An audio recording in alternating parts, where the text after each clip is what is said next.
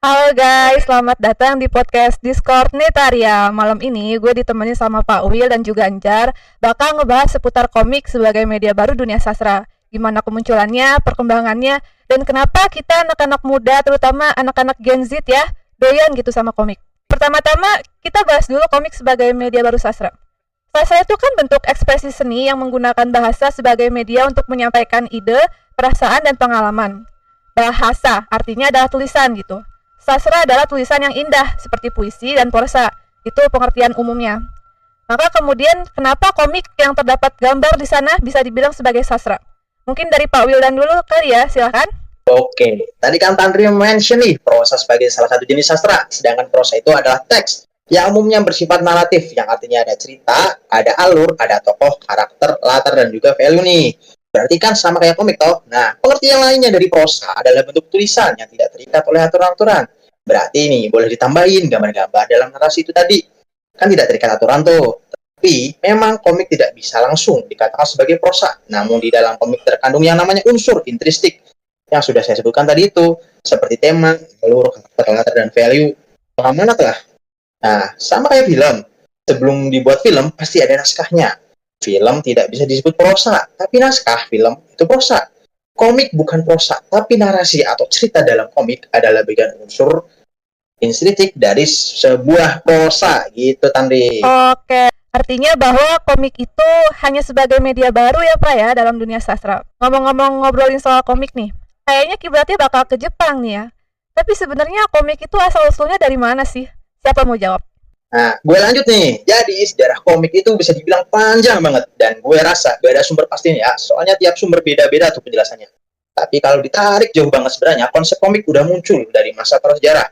Tahu kan gambar-gambar dalam goa tuh. Nah, itu tuh yang dibikin sama manusia purba. Itu sebenarnya adalah lahirnya cikal bakal komik di situ. Kan ada ilustrasi dan ada narasi di sana. Oh iya benar-benar. Tapi nih, komik berkembang pesat di berbagai budaya, terutama di Amerika Serikat, Eropa Barat, juga Jepang, di abad ke-20 terutama. Komik di Amerika Serikat berkembang pesat setelah debut Superman pada tahun 1938. Kemudian disusul nih Batman dan tokoh superhero lainnya. Bener tuh apa kata Pavel tadi. Jadi komik DC di Amerika tuh punya pengaruh yang besar banget nih. Si DC itu dari awal kan udah bikin karakter ikonik tuh kayak Batman, Superman, Wonder Woman, dan banyak tuh yang lainnya. Jadi inspirasi buat banyak pencipta komik di seluruh dunia, termasuk kita nih. Ya, pengaruhnya tuh kelihatan banget. Misalnya dari gaya ceritanya, karakter developmentnya, superhero, dan visual-visual yang keren. Banyak banget tuh termasuk negara, termasuk Indonesia. Dapat inspirasi buat bikin komik lokal yang punya tema superhero juga. Bahkan banyak komikus di Indonesia tuh yang belajar gaya dan kita dari komik-komik si di sini. Dan kadang bikin versi lokalnya juga. Kayak contohnya si Buta dari Gua Hantu, Jaka Sembung, Sri Asih, dan bahkan Gundala yang udah sempat difilmin sama Joko Anwar. Oh iya, tahu-tahu.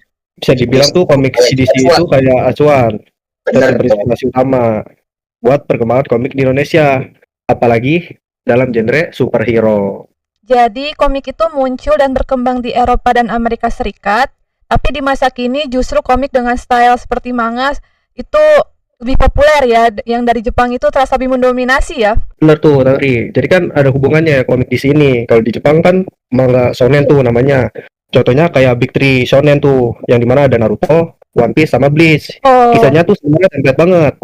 From zero to hero, yang dimana karakternya anak muda yang biasa aja tanpa kekuatan yang besar. Terus mereka ngalamin proses latihan, tantangan, dan perjuangan buat jadi sosok yang hebat.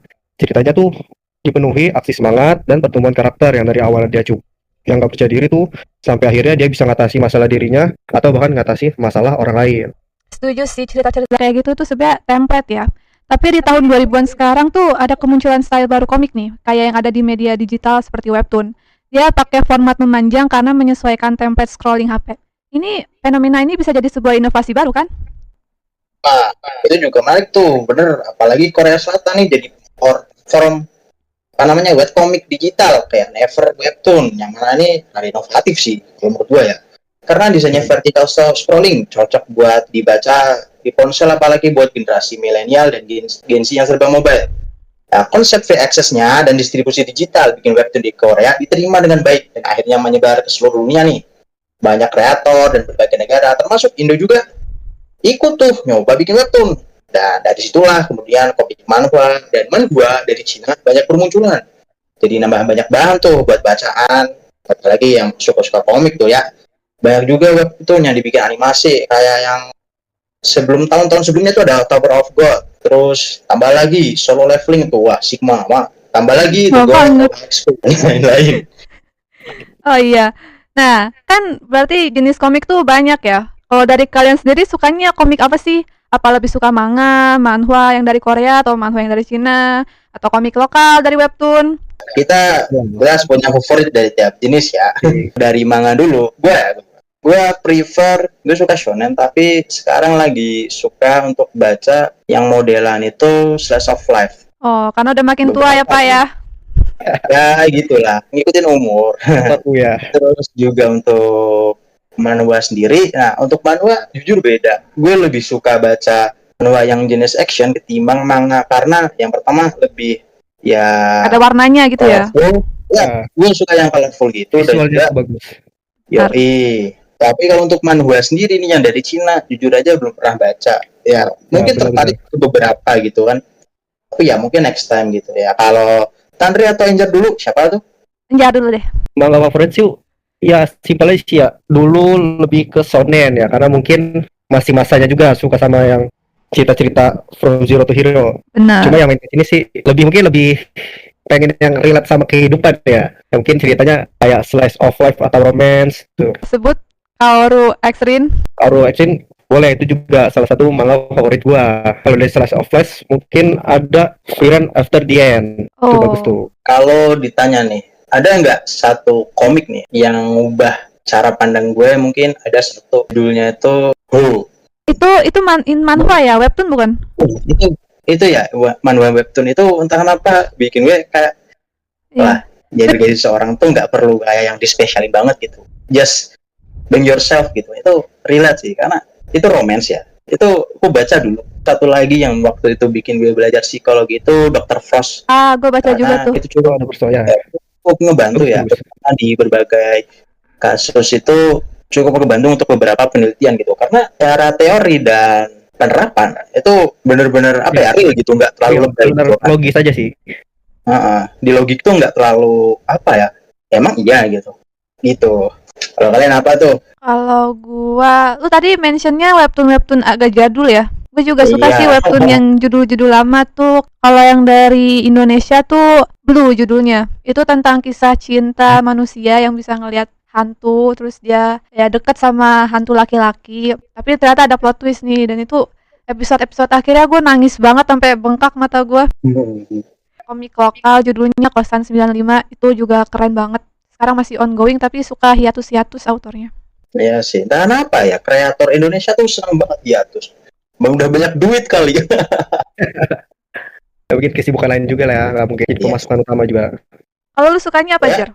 Yang manhwa? Ya, kalau gue sendiri sih buat manhwa ya. Kalau dari lokal sih ada, cuma gue lebih sering kalau dari lokal bacanya tuh romance aja ya. Karena mungkin lebih relate sama kita yang orang sini, gimana hubungan antara manusianya gimana. Kayak contoh judulnya yang sering gue baca tuh Wira Delima. Oh, gue bacanya yang ini, yang We Are Parmacis dari autor yang sama tuh. We Are Parmacis. Oh ya. Gue bacanya malah ini apa? Matahari Setengah Lingkar. Iya, gue juga baca tuh. Itu kan masih satu ini kan? Satu autor. Iya, satu autor dan ceritanya nyambung kan? Wira Delima nyambung ceritanya, iya. Beda autor cuy. Tapi saya gambarnya sih beda. Stylenya aja apa ya? Jalan ceritanya mirip. Enggak, emang nyambung.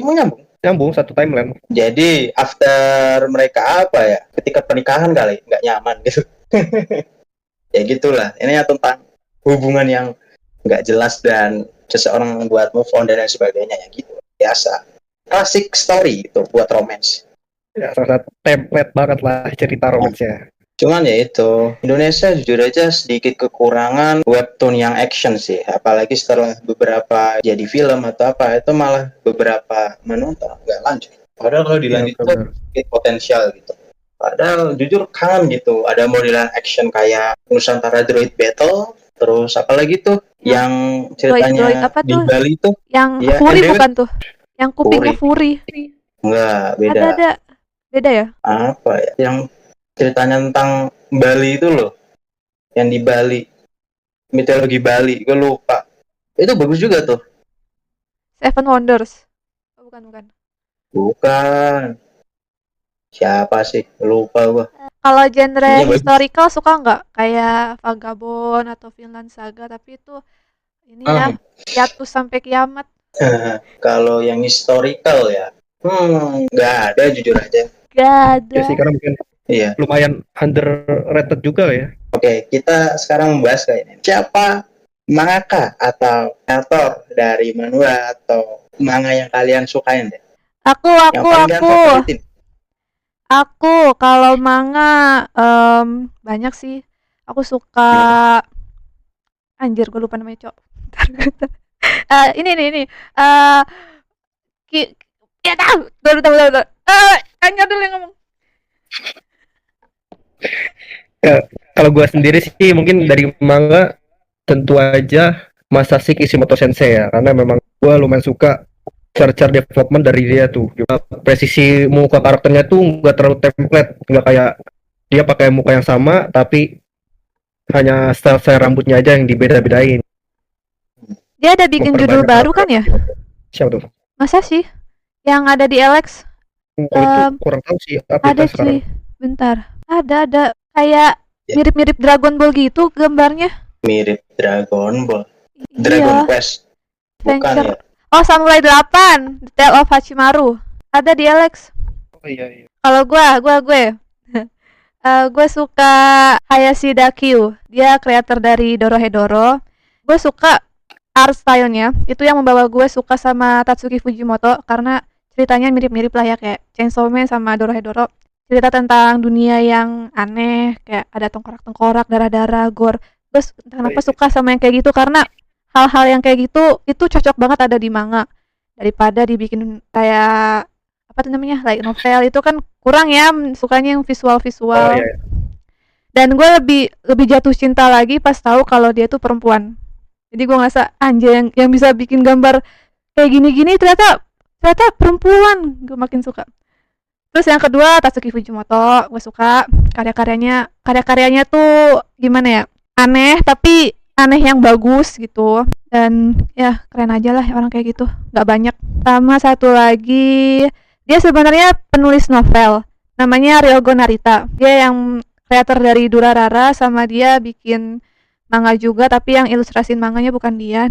Manga barunya itu Deadmon Dead By dijadiin anime juga. Itu kadang-kadang dia bikin ceritanya itu kayak banyak orang nih, banyak karakternya banyak. Terus karakternya ini saling terhubung gitu.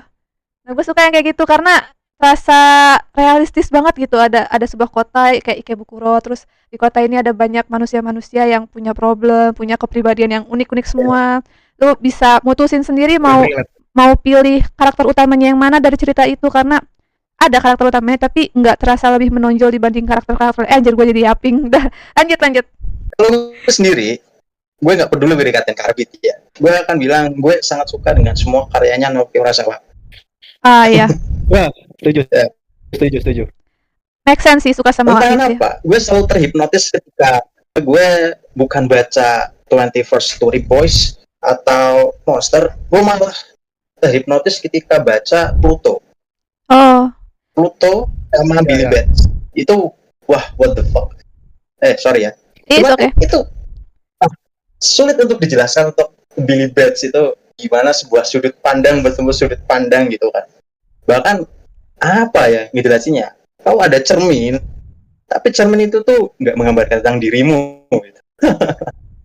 Ya dan banyak lah itu gila. Terus kalau satu lagi, let's support lokal. Gue suka ini Ina. Hidup Ina. Gue suka Ina. Ceritanya simple gitu kan. Kalau dibandingin kayak Juki atau Ocong gitu. Entah kenapa punya Inah tuh yang pertama sedikit slow pace, nggak terlalu terburu-buru karena bukan tipikal komik strip yang emang kejar story lah ya. Terus juga secara pengembangan karakter dan lain sebagainya itu jelas gitu. Timbang kayak ya itulah bisa dilihat gitu dari beberapa komik lokal gitu. Pluto ini juga Bikinnya barengan sama ini kan, author yang bikin Astro Boy, siapa namanya? Lupa, Osamu Tezuka. sorry. Osamu Tezuka.